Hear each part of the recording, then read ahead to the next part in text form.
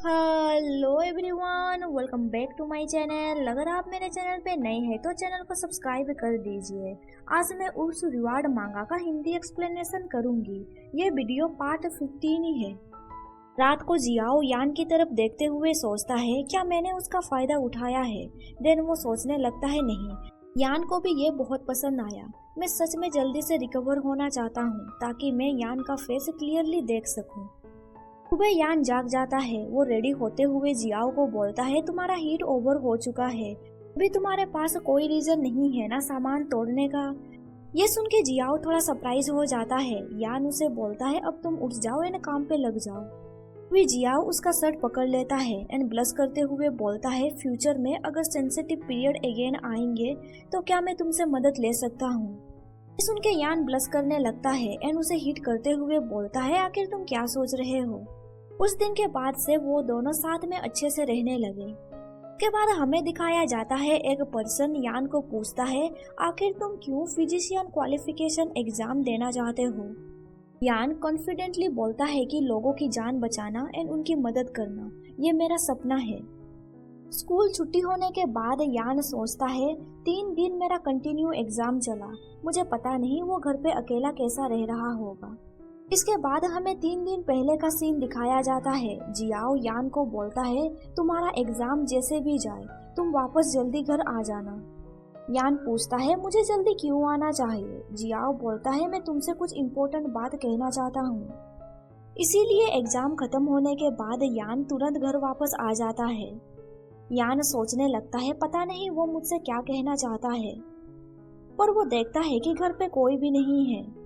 तभी पड़ोस में रहने वाली एक लेडी बोलती है, क्या इस घर में फिर से कोई रह रहा है। ये सुन के जियाओ थोड़ा इरिटेट होकर बोलता है, आखिर आपका मतलब क्या है, क्या यहाँ पे कोई भी नहीं रहता था। वो लेडी बोलती है, जब तुम यहाँ से चले गए वो उल्फ भी यहाँ से चला गया। मैंने सोचा कि फाइनली हमारे नेबरहुड में कार्निवोर्स चले गए। ये सुन के यान शौक में पड़ जाता है एंड सोचता है कि वो यहाँ से चला गया। तभी सडनली यान को कुछ होने लगता है। वो लेडी बोलती है, आखिर तुम्हें क्या हुआ। वो लेडी तुरंत एम्बुलेंस को कॉल कर देती है। उसके बाद हमें बाई को दिखाया जाता है। वो बोलता है कि इमरजेंसी डिपार्टमेंट में कुछ तो गड़बड़ी हुआ है, फिर वो लोग एक हार्बीवोर पेशेंट को हार्बीवोर डिपार्टमेंट में क्यों नहीं रखते। फिर वो यान को देखता है एंड बोलता है कि ये तो एक उल्फ रैबिट हाइब्रिड है। आधे घंटे के बाद यान को होश आता है। बाई उसे बोलता है, देखा जाए तो ये कोई डिजीज नहीं है, देखा जाए तो ओरिजिनली तुम उल्फ रैबिट हाइब्रिड हो। फेरोमोन के मामले में कौन सा डोमिनेंट है इस पर निर्भर करते हुए तुम उस प्रकार बनोगे। यान बोलता है, तो फिर मैं उल्फ कैसे बन सकता हूँ। बाई बोलता है, मुझे नहीं पता। हार्बीवोर्स के ब्रेन में मसल्स नहीं होते हैं कार्निवोर की तरह।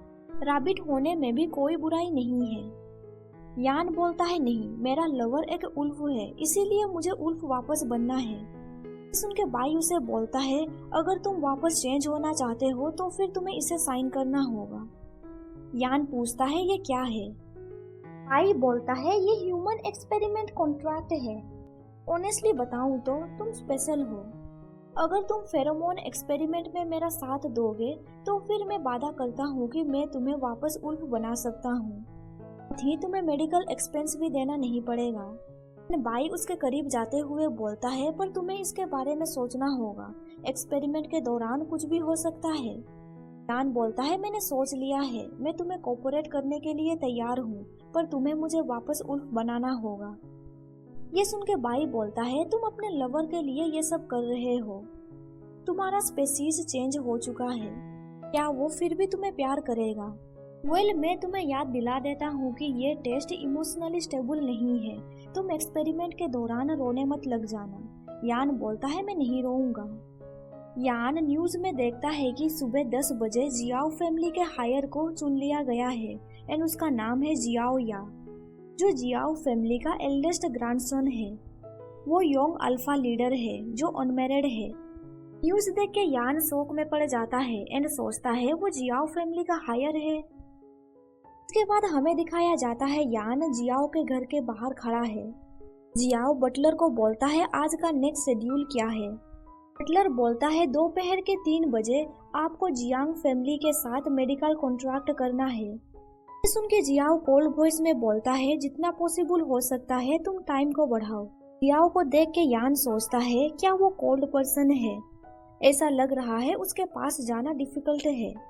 तभी जियाओ एक डॉल को देखते हुए बोलता है, यान मेरे लिए वेट करना, मैं जल्द ही घर आऊंगा। फिर वो उस डॉल को किस करता है। इसके बाद हमें एक फ्लैशबैक दिखाया जाता है, जिस दिन यान एग्जाम देने के लिए जा रहा होता है। अब उसे बोलता है, 3 दिन के बाद तुम वापस घर आ जाओगे ना? यान बोलता है, हाँ हाँ मैं वापस आ जाऊंगा, तुम मुझे कितनी बार ये क्वेश्चन पूछोगे। यान सोचने लगता है, देखा जाए तो हम दोनों इतने लंबे समय के लिए कभी भी दूर नहीं रहे हैं। इसीलिए यान उसे एक डॉल देते हुए बोलता है, तुम इसे ले लो। जब मैं आसपास ना रहूं तब तुम इसे घर का ध्यान रखने देना, लेकिन काम में ढिलाई मत करना, ठीक है? ये सुन के जियाओ उसे हक करते हुए बोलता है, मुझे पता था तुम मेरे बारे में केयर करते हो। उनको याद है कि उसने वो डॉल जियाओ को दिया था। वो सोचने लगता है, आखिर वो इस डॉल को इतना पसंद क्यों करता है। इसके बाद हमें दिखाया जाता है, यान लिविंग रूम में बैठ के जियाओ का वेट कर रहा होता है। कुछ देर के बाद जियाओ वहाँ पे आता है एंड वो यान को बोलता है, एक्सक्यूज मी, क्या आप फूयान को जानते हैं? वो यहीं पे रहा करता था। ये सुन के यान बोलता है, वो पर्सन मैं हूँ। जियाओ कोल्ड वॉइस में बोलता है, क्या तुम मजाक कर रहे हो? इस स्ट्रीट में जितने लोग रहते हैं उन्हें पता है कि यान उल्फ है, ना कि एक रैबिट। जियाओ यान के लिए केक निकालता है। उस केक को देख के यान बोलता है, जल्दी से इसे बंद करो। यान सोचने लगता है, इस ब्लड का स्मेल बहुत ही ज्यादा स्ट्रॉन्ग है। तभी यान को याद आता है, एक बार उसने जियाओ को वो केक दिखाते हुए बोलता है, ये ब्लड केक है कार्निवल के लिए, मैं इसे खाना चाहता हूँ। जियाओ उसे बोलता है, तो फिर तुम खरीदते क्यों नहीं हो? यान बोलता है, मेडिकल एग्जाम पास करने के बाद हम इसके बारे में बात करेंगे। इस केक का एक टुकड़े से हम महीने का राशन चला सकते हैं। ये सुन के जियाओ सोचता है, तुम मेरा वेट करना, जब मैं जियाओ फैमिली वापस चला जाऊंगा तब तुम जितना चाहो उतना केक खा सकते हो। सब याद करके जियाओ यान को बोलता है, क्या तुम अभी भी कहना चाहते हो कि तुम एक उल्फ हो? यान बोलता है, मुझे पता है तुम्हारे मन में बहुत सारे क्वेश्चंस होंगे, पर मैं सच में फूयान हूँ। मैं तुम्हें अपना मेडिकल एग्जामिनेशन रिपोर्ट दिखा सकता हूँ। तभी जियाओ उसका गला दबाते हुए बोलता है, मुझे उन सब चीजों में इंटरेस्ट नहीं है जो फेक है। मुझे बताओ फूयान कहाँ पे है? क्या तुमने उसे बंदी रखा है? यान बोलता है, मैं सचमुच वही वुल्फ हूँ। या उसे दूर पुश कर देता है। यान का बीस्ट फॉर्म एक्टिव हो जाता है। उसे देख के जियाओ बोलता है, जरा खुद को देखो, क्या तुम सचमुच उल्फ हो? जियाओ वहाँ से जाने लगता है एंड बटलर को बोलता है, तुम उसे ढूंढ के निकालो। रात को बटलर जियाओ को बोलता है, हमने सब जगह छानबीन किया पर हमें फूयान कहीं भी नहीं मिला। जियाओ पूछता है, आसपास के लोगों ने क्या कहा? बटलर बोलता है, उस स्ट्रीट पे बस एक ही कार्निवोर रहता था एंड वो है फूयान। सब लोग उसे अवॉइड करते थे। किसी ने नोटिस नहीं किया था कि वहाँ पे कहाँ से कार्निवल आ गया। जियाओ बोलता है, क्या तुमने सीसीटीवी फुटेज चेक किया? बटलर बोलता है, काफी समय से वो खराब पड़ा है। ये सुन के जियाओ गुस्सा हो जाता है एंड बोलता है, मैं उसे खुद ही ढूंढ लूंगा। तो बोल के जियाओ घर से बाहर निकल जाता है। उसके बाद हमें दिखाया जाता है, यान बाई के पास जाता है एंड बोलता है, डॉक्टर वो न्यू थ्योरी जो भी हो, मैं आपसे विनती करता हूँ उसे करने के लिए। इसके बाद हमें दिखाया जाता है, बाई यान को इंजेक्शन देता है। इंजेक्शन देने के बाद बाई बोलता है, क्या तुम्हें इसके कॉन्सिक्वेंस के बारे में पता है? यान बोलता है, मुझे बस वापस उल्फ बनना है, जितनी जल्दी हो सके। इधर जियाओ को दिखाया जाता है, वो हर जगह फूयान को ढूंढ रहा होता है। कभी वो उस जगह पे भी सोया रहता है जहाँ पे वो पहली बार फूयान से मिला था। वो रोते हुए बोलता है, यान आखिर तुम कहाँ चले गए? क्या तुम्हें मेरी जरूरत नहीं है? इसके बाद हमें दिखाया जाता है, लीन यान से मिलने के लिए हॉस्पिटल जाता है। यान को पता चलता है कि जियाओ अभी भी उसे बाहर ढूंढ रहा है। लीन बोलता है, वो तुम ही हो जो उसे वापस घर ला सकता है। लीन उसे बोलता है, तुम जियाओ फैमिली में कुछ दिन तक क्यों नहीं रुकते? नेचुरली वो तुम्हें जान जाएगा एंड तुम्हें एक्सेप्ट भी कर लेगा। यान बोलता है, क्या वो इसके लिए एग्री होगा? लीन बोलता है, ऑफ कोर्स मैंने सब कुछ अरेंज कर लिया है। के बाद हमें दिखाया जाता है जियाओ के डैड जियाओ को बोलते हैं तुम एरोगेंट बनना बंद करो। क्या तुम जियाओ फैमिली के रूल को नहीं जानते हो? हमें बस एक ही पार्टनर लाइफ टाइम के लिए रखना है। मैंने उस बच्चे को चेक किया, उसके नेक में जियाओ फैमिली का मार्क है एंड ये बच्चा वही है जिसे तुम ढूंढ रहे हो। ये सुन के जियाओ गुस्से से बोलता है क्या आप मजाक कर रहे हैं? मेरा लवर एक उल्फ है। डैड बोलते हैं मार्क फेक नहीं हो सकता। डैड बोलते हैं टोकन और वो निशान फेक नहीं हो सकते। उसके पास जो हाफ मून नेकलेस है वो जियाओ फैमिली का पार्टनरशिप सिंबल है। इसके साथ तुम जियाओ फैमिली के आधे संसाधनों तक पहुंच सकते हो। यान ये सब सुन रहा होता है, उसके हाथों में वो हाफ मून नेकलेस है। वो सोचने लगता है तो ये नेकलेस इतना प्रीशियस है। इसके बाद हमें फ्लैशबैक दिखाया जाता है कि उसके पास ये नेकलेस कैसे आया। दिन यान पार्ट टाइम जॉब खत्म करके घर के लिए निकल रहा होता है। रास्ते में एक पर्सन उसे बोलता है तुम तो ओमेगा उल्फ हो ना जो हार्बिवर एरिया में रहता है। यान बोलता है तो क्या हुआ?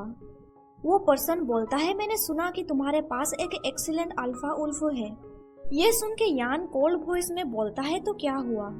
वो पर्सन बोलता है ब्रदर ने मुझे कहा कि जब वो उल्फ रिकवर हो जाएगा वो तुम्हें छोड़ के चला जाएगा। वो पर्सन बोलता है तुम उस उल्फ को हमारे हवाले क्यों नहीं करते? हमारा स्ट्रॉन्ग अलायंस उसके लिए परफेक्ट मैच है। यान उसे बोलता है तुम यहाँ से चले जाओ। के बाद यान अपने घर वापस चला जाता है। वो देखता है कि जियाओ अभी तक जाग रहा है। यान उसे बोलता है इतना लेट हो चुका है, तुम अभी तक क्यों नहीं सोए? जियाओ हंसते हुए बोलता है डॉक्टर ने मुझे मैसेज किया था, उन्होंने मुझे सुइटेबल मेडिसिन के लिए अप्रूव कर दिया है। मैं जल्द ही अपने आई साइट रिगेन कर सकता हूँ। यान बोलता है ये तो अच्छी बात है। यान सोचता है रिकवर होने के बाद वो मुझे देख सकता है। क्या उसे डिसअपॉइंट लगेगा अगर वो देखेगा कि मेरा अपीयरेंस वीक है? जियाओ बोलता है क्या ये सुन के तुम्हें खुशी नहीं लग रहा है? यान बोलता है जब तुम्हारे आई साइट बेटर हो जाएंगे तुम घर चले जाना। ये सुन के जियाओ बोलता है यान क्या तुम मुझे और नहीं चाहते हो? ये सुन के यान बोलता है आखिर तुम्हारा मतलब क्या है? मुझे लगता है मुझे तुम्हें क्लियरली बता देना चाहिए। हालांकि मैंने तुम्हें बचाया है पर तुम्हें मुझ जैसे उल्फ के साथ नहीं रहना चाहिए। मैं अच्छी तरह से जानता हूँ कि हमारे बीच बहुत बड़ा अंतर है। भी जियाओ उसे हाफ मून नेकलेस पहना देता है। ये देख के यान पूछता है आखिर ये क्या है? जियाओ उसे बोलता है ये कुछ भी नहीं है, तुम बस याद रखना कि हम दोनों के बीच कोई अंतर नहीं है। तब सोच के प्रेजेंट में यान सोचने लगता है तो फिर वो मुझे आज ए पार्टनर कंसीडर कर रहा था। तभी जियाओ देखता है कि यान ने उस नेकलेस को पहना है।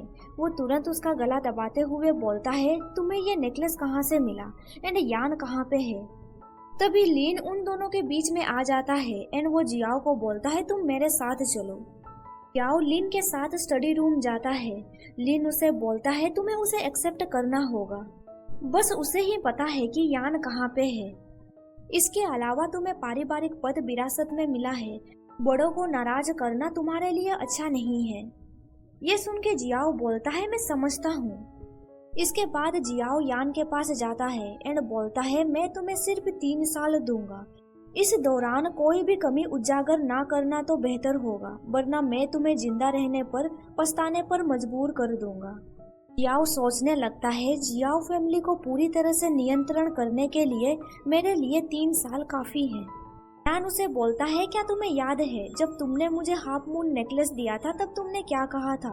तुमने कहा था कि हमारे बीच कोई भी अंतर नहीं रहेगा। सुन के जियाओ सोचता है ये तो मैंने यान से कहा था। यान बोलता है क्या तुमने मुझसे यही प्रॉमिस किया था, क्या तुम भूल गए? जियाओ बोलता है मैं नहीं भूला हूँ। ये सुन के यान उसके करीब जाते हुए बोलता है तुम फाइनली जाग गए। जियाओ उसके हाथों पे हिट करते हुए बोलता है पर मैंने ये प्रॉमिस यान को किया था, मेरे फादर की तरह मैं अपने उल्फ क्लान को नहीं छोड़ूंगा। इसके बाद हमें दिखाया जाता है लीन जियाओ के हाथों पे मेडिसिन अप्लाई कर रहा होता है। लीन बोलता है जियाओ और भी ज्यादा एक्सेसिव होता जा रहा है, वो तुम्हें इतनी बेडली हर्ट कैसे कर सकता है? यान पूछता है क्या तुम्हें जियाओ के फादर के बारे में कुछ पता है? ये सुन के लीन बोलता है तुम मुझे ये सडनली क्यों पूछ रहे हो? यान पूछता है क्या तुम्हें उनके बारे में पता है? लिन बोलता है जियाओ फैमिली उल्फ क्लान में एक मेंबर का बस एक ही पार्टनर हो सकता है। जियाओ के फादर एंड मदर का पॉलिटिकल मैरिज हुआ था। उस समय उनके पास ऐसा कोई प्रेमी नहीं था जिसे वो सचमुच प्यार करते हैं, इसलिए उन्होंने पारिवारिक जिम्मेदारी उठाने का फैसला किया। लेकिन आधे साल के बाद जियाओ के डैड को अपना सच्चा प्यार मिला, ताकि उस समय उन्होंने पहले ही जियाओ की मॉम को मार्क कर लिया था एंड उनका शरीर केवल उसे ही अपने साथी के रूप में पहचानता था। इस अवैध संबंध को फेरोमोन ने स्वीकार नहीं किया। वो एक दूसरे से जुड़ नहीं सके, यहाँ तक कि उनका संतान भी अधूरा था।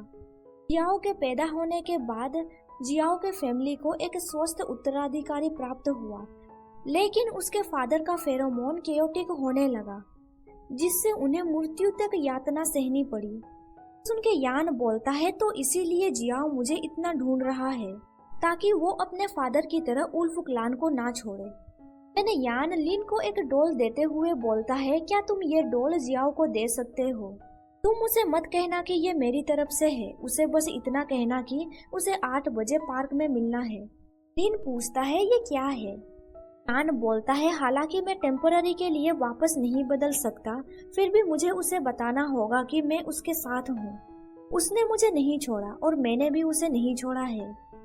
लिन उस डॉल को जियाओ के रूम में रख देता है। इसके बाद हमें दिखाया जाता है जियाओ रात के 8 बजे पार्क पहुँच जाता है। जियाओ सोचता है यान ने किसी को लेटर भेजकर मुझे मिलने के लिए कहा है। आखिरकार वो मुझसे मिलने के लिए राजी हो गया। यान को देख के जियाओ बोलता है यान मैंने तुम्हें बहुत मिस किया। हम देख पाते हैं कि यान ने मास्क पहना हुआ है और उसके फेस से मास्क हटाता है। उसे देख के जियाओ गुस्से से बोलता है तुम यहाँ पे क्या कर रहे हो? यान बोलता है तुमने मेरे डॉल को रिकॉग्नाइज कर लिया, मैं ही फूयान हूँ। जियाओ उसका नेक पकड़ के वाटर में उसका रिफ्लेक्शन दिखाता है एंड बोलता है जरा खुद के अपीयरेंस को देखो, क्या तुम उल्फ की तरह लग रहे हो? तुम एक रैबिट हो। देन जियाओ उसे पुश करते हुए बोलता है तुम मेरे लिमिट्स को अगेन टेस्ट मत करना।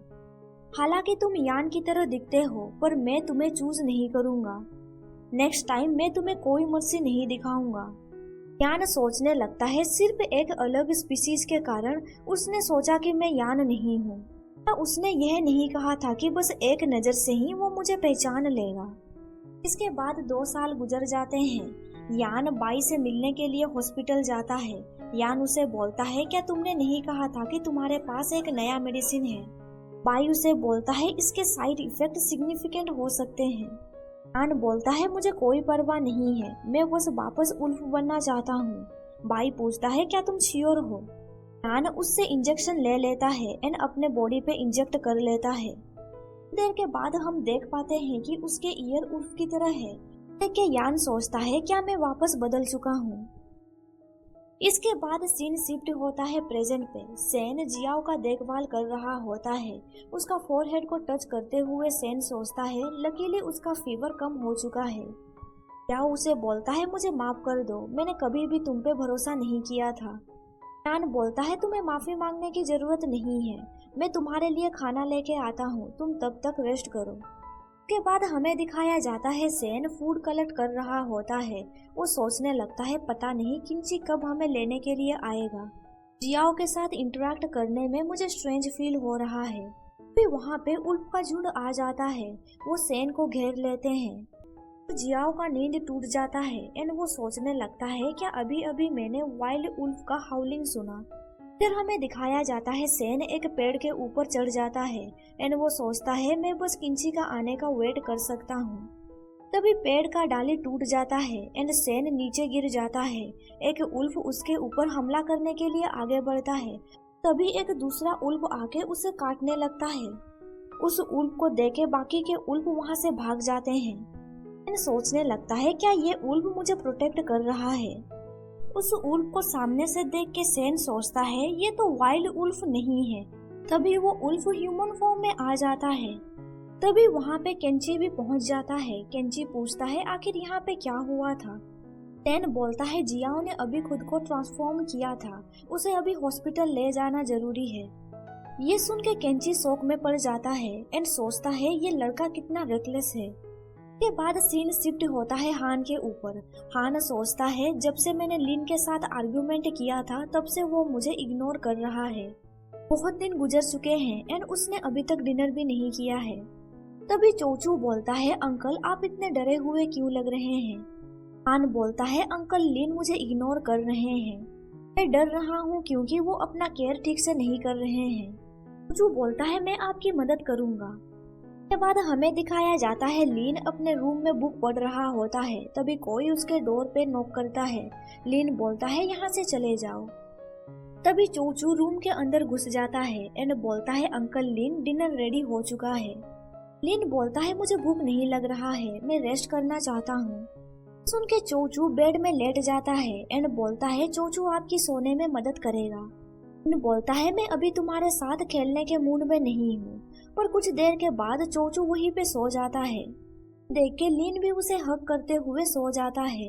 लिन को स्माइल करते हुए देख हान भी खुश हो जाता है। तभी वहाँ पे बाई पहुँच जाता है एंड बोलता है, वो बच्चा कहाँ पे है। यहाँ पे चैप्टर खत्म हो जाता है। वीडियो पसंद आया तो लाइक कर दीजिए एंड आगे का स्टोरी जानने के लिए मेरे चैनल को सब्सक्राइब कर दीजिए और साथ ही बेल नोटिफिकेशन ऑन कर दीजिए ताकि आपको मेरा हर वीडियो का नोटिफिकेशन मिल सके। Thank you for watching my videos.